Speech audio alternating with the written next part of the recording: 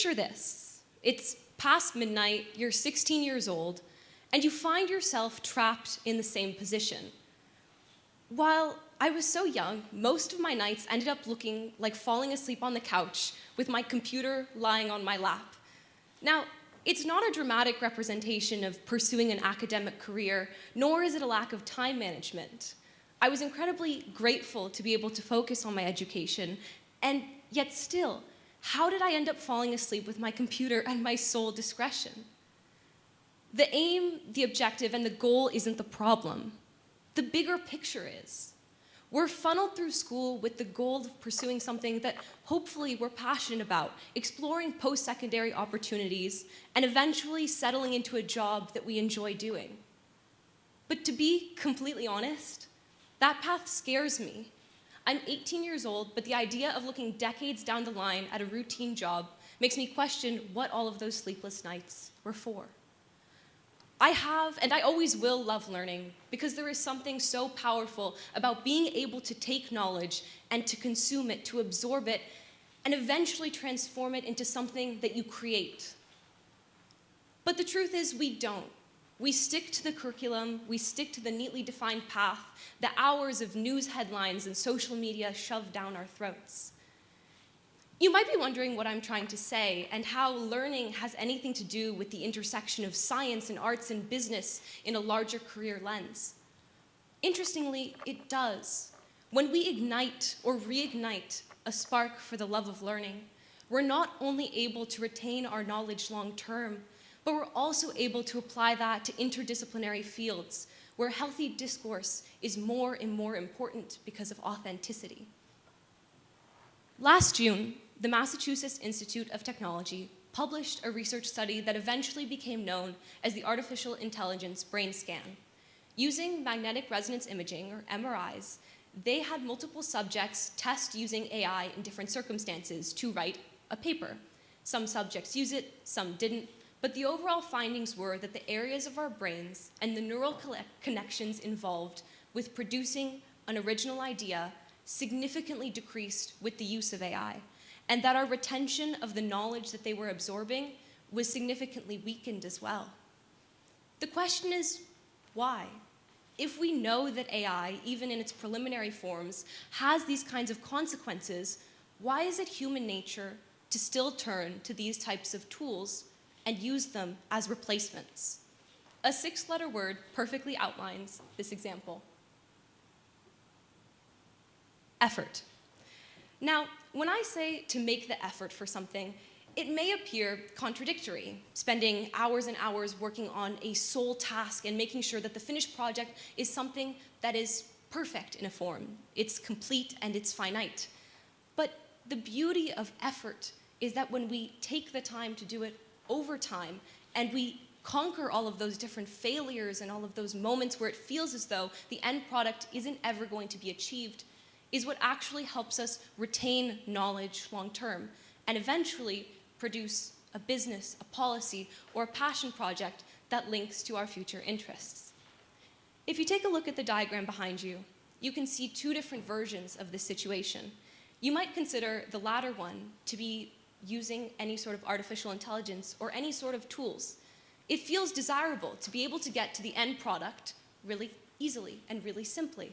But in fact, when we do that, we lose the nuance of all of those different setbacks, of all of those different versions that make the effort worthwhile. Now, what does that have to do with studying?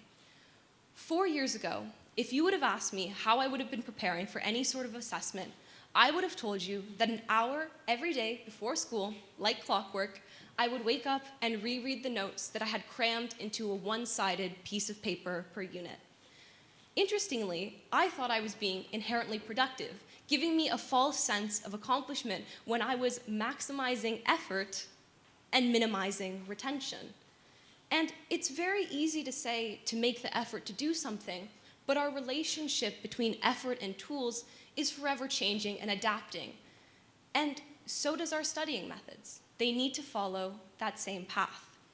What I was doing was a textbook forgetting curve. Now, you've likely seen this graph before, essentially a representation that if we don't use knowledge at spaced intervals over time, it'll eventually dissipate from our memories. In a way, it's a bit discouraging to think that all of these years spent working and studying will in 10, 20 years eventually plummet beyond our memory. And that is why it is so important to craft a system where we are consuming knowledge that we can eventually use to create solutions, to be the champions of innovative problems to the world's most complex challenges. Now, I'll take you through a step-by-step method of what I have found to be the most effective way to study so that we can use it as a baseline for our curriculum or for our syllabus, and so then that we can reach beyond what's presented in front of us. The first thing I always start with is pre-reading, which is one of the most overlooked parts, I find, of the entire process of absorbing information. Before any sort of lesson, I like to take the time to delve into the concept on my own time, being able to read from a tangible textbook or any sort of information to gain an idea of what the subject is. And because it's so new, I likely won't understand much of it. And if you do this, you probably won't understand much of it either. But even gauging 20% of the information that you see is so beneficial. Because when you eventually go to learn that knowledge, your brain is filling in the gaps of what you had learned earlier, and it almost makes the process so much more interactive and exciting. The next thing that I do is I take the list of expectations or the syllabus or whatever form the content is generally presented in, and I go through my own understanding. It's an honest reflection of realizing how much you know and admittedly how much you don't know. I take my 3 colors, red signifying the topics that I have no idea what I'm talking about, yellow the topics where there's a little bit of an idea, but it's generally lacking, and green the concepts where I would love to explain those to other people, where I would love to be asked about that topic and to delve into it deeper. And although it appears most difficult, it is imperative to start with what appears the most challenging, because we're priming our brain for making those connections to learning in all of its forms. The next part of this process is one of the most exciting, if done correctly. People have often talked about flashcards as being a way to actively recall information and doing them on a routine basis to help restore knowledge long term. But something I find challenging about flashcards is cramming so much information into one individual card to the point where it feels difficult to even retain sentences and paragraphs, leading to that same cycle of staring at the page of notes. What I love to do, not only splitting flashcards between topics, is also using something called closes, where I essentially take out the gaps and the bits of the information that I earlier was trying to recall.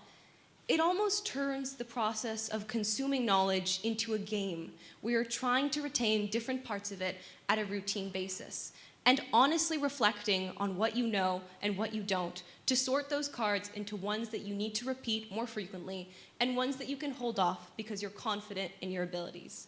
It's supposed to feel uncomfortable because getting to a point where we can go beyond just a set curriculum and lean into what we're passionate about is an uncomfortable jump. The other part of the studying process that I see with difficulties is that it stops there.